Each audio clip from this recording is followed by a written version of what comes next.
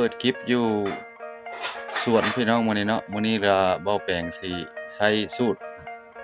เฒ่าแก่โบราณดั้งเดิมมื้อนี้ต้มหน่อไม้พี่น้องเอ้ยนี่มาเบิ่งนำกันว่าสิแซ่บบ่หรือแนวใดเนาะข้อยสิใส่หยังแหน่นี่พี่น้องกำลังค้างอยู่เด้อนี่เด้อพี่น้องเฮามื้อนี้โอกาสก็ว่าสิไปเทื่อเดือพี่น้องแต่ว่าค่อยบ่ได้ไปมื้อนี้เนาะเพราะว่าทีมงานก็ตัวแล้วเฮาสิแกงหน่อไม้กินง่ายสู่พี่สู่น้องกินว่าสิแซ่บหรือบ่แซ่บสิใส่หยังแหน่เนาะพี่น้องเนาะลมหลายแข่งขมวนเฮาเอ้าติดตามเบิ่งเอาป่านี่พอได้ใส่แกงหน่อไม้เอ้ามันบ่มากินเนี่ยมันลมเนี่ยเอ้าลองเบิ่ง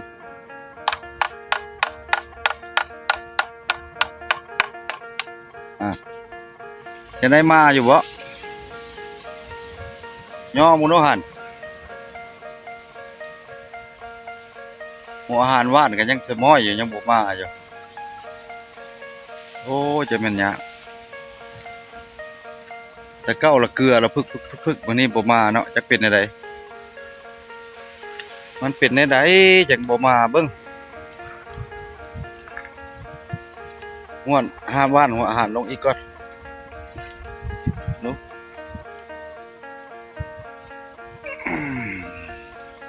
เอา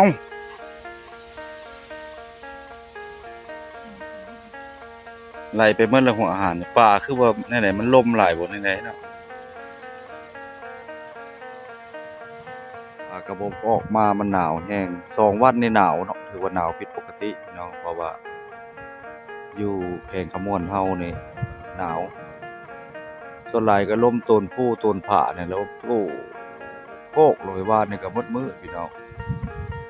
แต่เก่าแล้วบ่แปลงตึกก็พอได้กินป่าน้องอันนี้แบบบ่ออกมากินเลยเนาะหัวอาหารเกลือจักมันเป็นจังได๋หยังวะย่อบ่เนาะเอ้าโอ้ยบ่ได้อีกแล้วสิบ่ได้กินข้าวกับแจ่วบ่บัดนี้เนาะพี่น้องเอ้ยเฮ็ดจังไดเด้บัดนี้เนาะเอ้าไปตึกเบิ่งทางนั้นมึงเนาะเป็นจังไดกูตึกเอากุ้งนี่น้องนี่กุ้งพอได้อยู่ดอกกุ้งน่ะเป็นจังไดวะตึกเอากุ้งเหรอบางเทื่อได้กุ้งได้หยังเด้เบิ่งพอสิคักหมู่หาเนาะเอ้าคือว่าบ่ได้กินแท้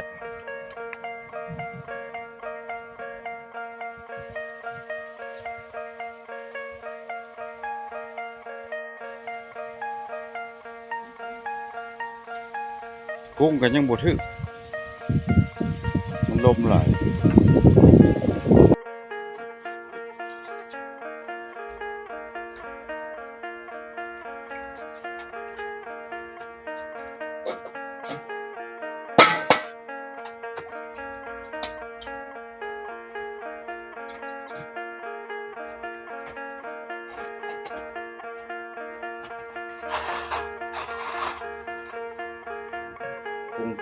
ตำข้าวเบื่อซะก่อนพี่น้องข้าวเบื่อ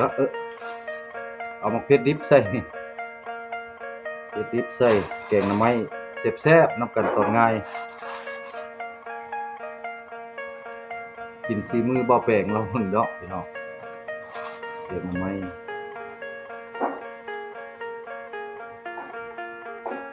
แต่ว่าเรือหั่นเฮาก็จะใส่มะเขือหลอ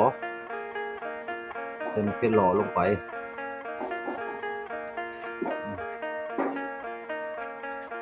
ซะอยู่ใส่แล้ว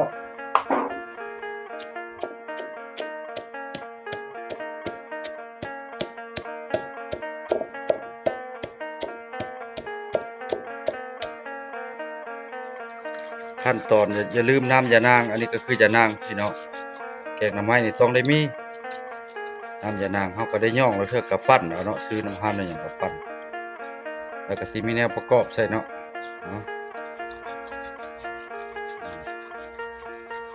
แกงแบบโบราณแต่พ่อแต่แม่เนาะ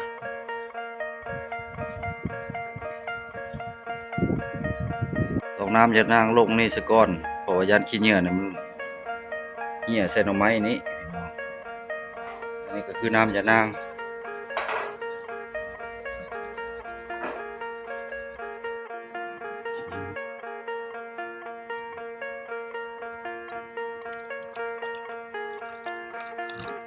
ขี้เหงื่อหลายเด้อ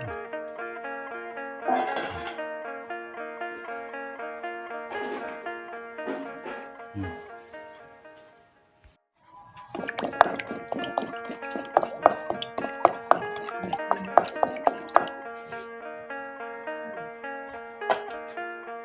ปลาลาบปลาเนาะ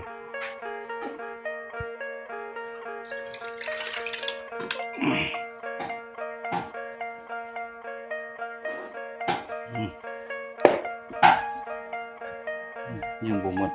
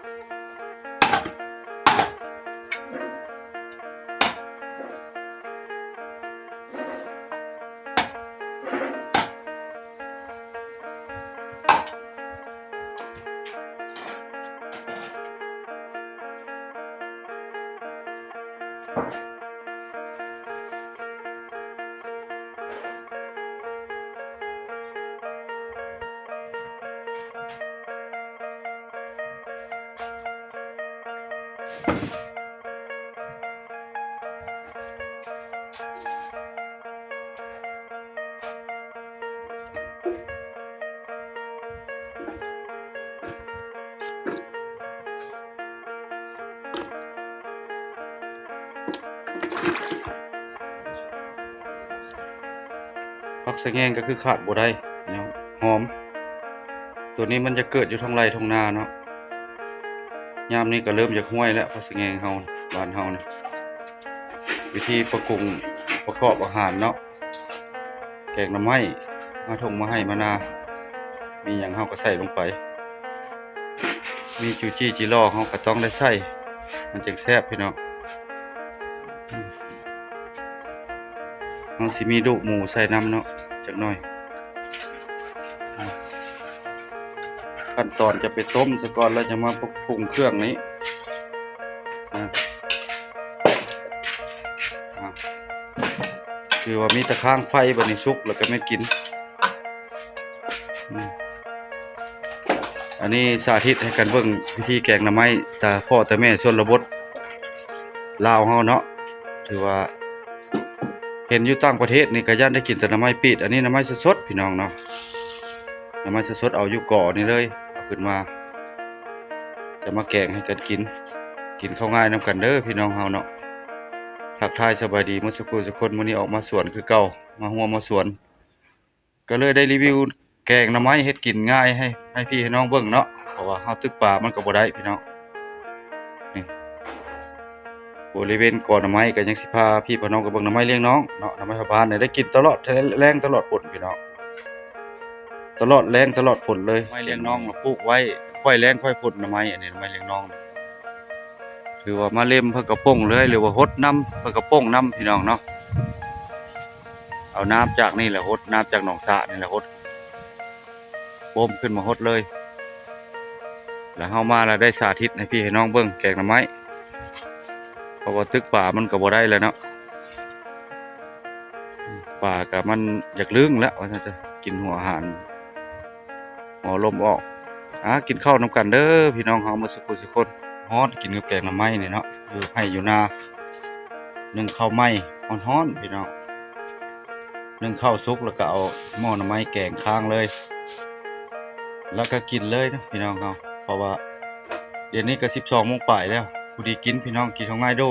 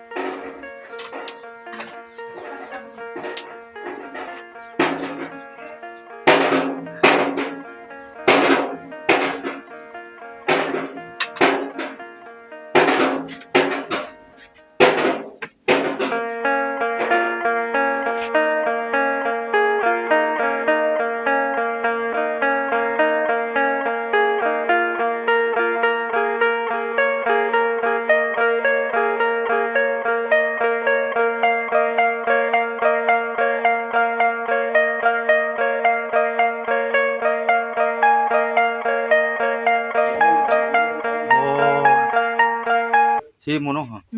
จิ๊บ ซิมแล้วล่ะ จิ๊บปากจิ๊บคอข้าวถิ่มเลย อ๋อแกงหน่อไม้ทิ่มเลยล่ะพี่น้องเอ้ย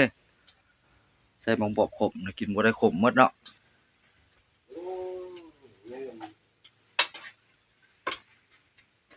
ขมหมองบอกเอาอยู่ใส่เด้เนาะ บดนะค้างอะนะ